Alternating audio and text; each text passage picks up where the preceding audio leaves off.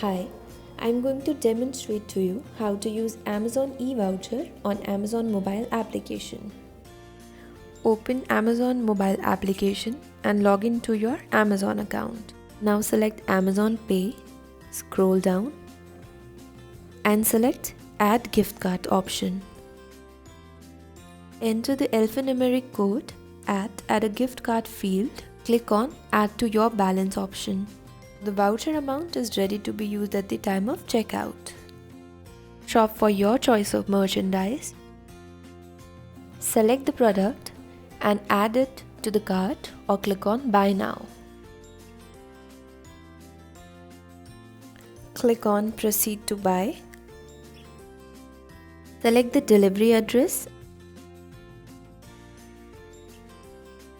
Click on Amazon Pay Balance and continue. Check the order summary and place the order.